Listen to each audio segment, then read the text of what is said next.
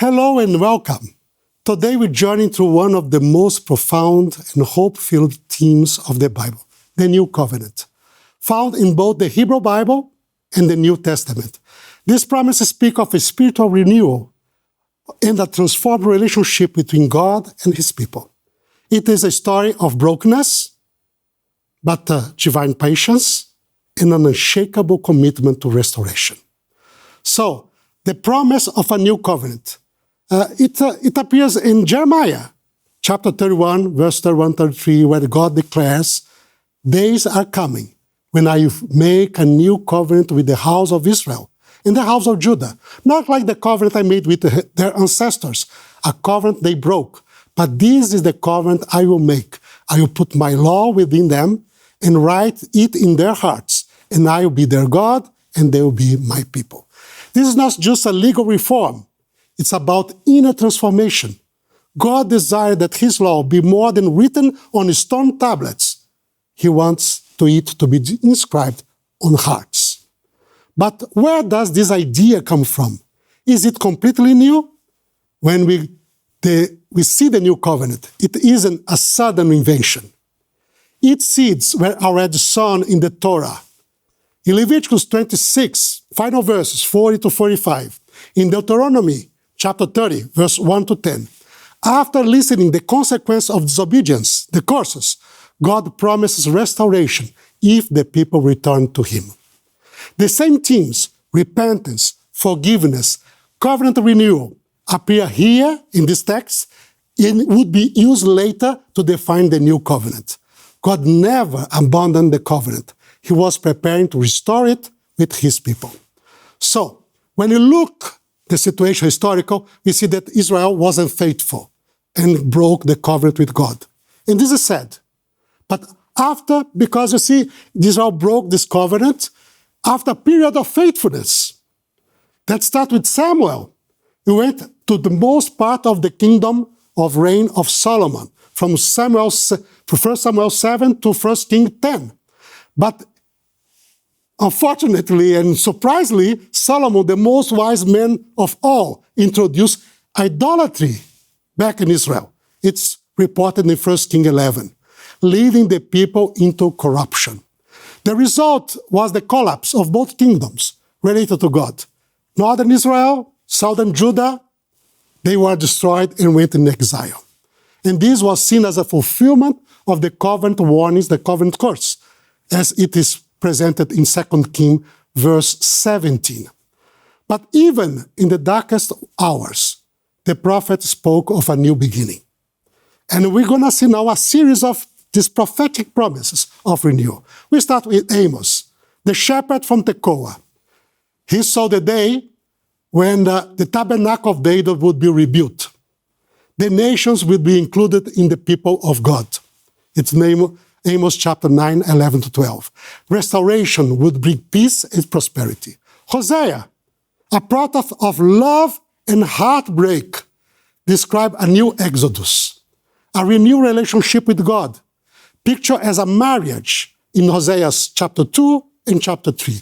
God would engage His people again in righteousness and love, lead them through a waiting period of purification, and fulfill the marriage in full union and joy.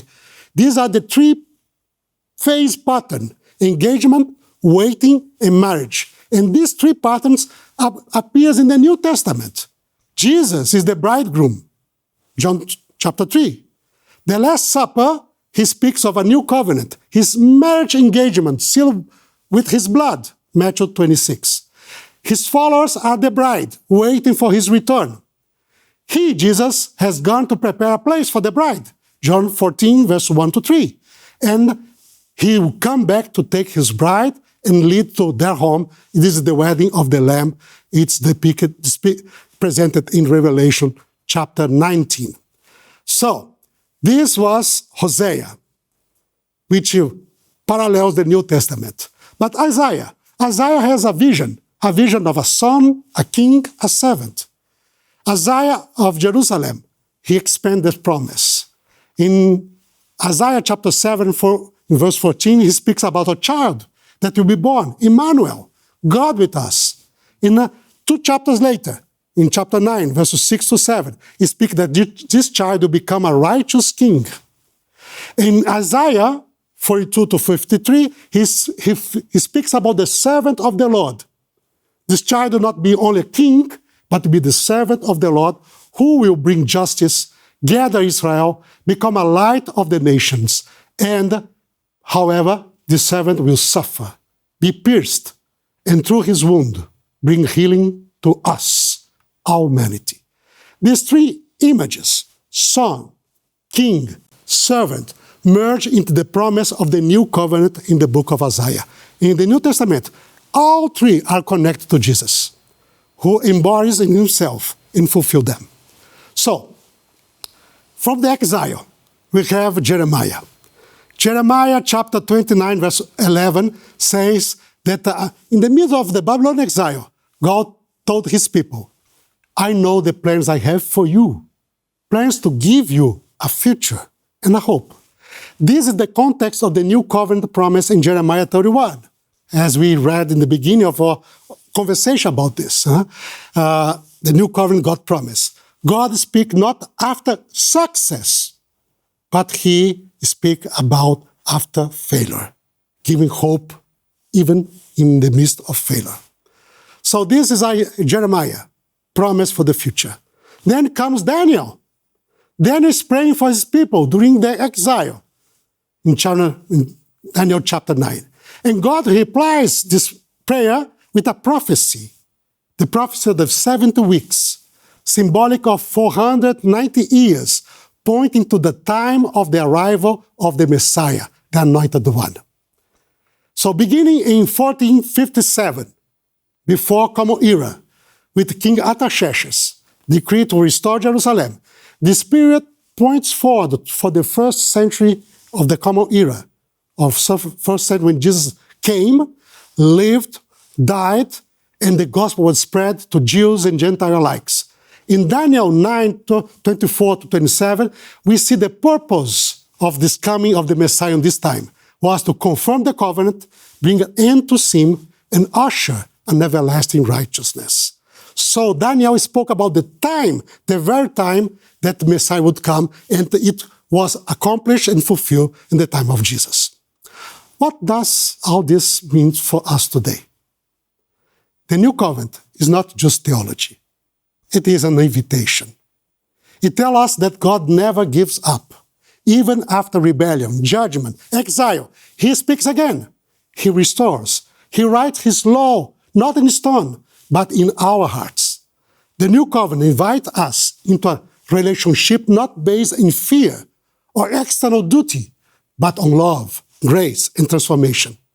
Where you are Jewish, Christian, or from another religious tradition, or you have no religion, but you are searching, this covenant offers hopes to you.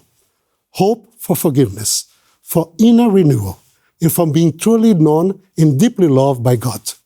The new covenant is the promise that God will finish what he started, not by erasing the past, but by redeeming it. It's a covenant not of condemnation, but of restoration. It invites each one of us, regardless the background you come from, to enter in a story of love, justice, and renewal with God. Thank you for joining us during this series. May the words of these ancient promises bring light to your path and hope to your heart today and always. God bless you.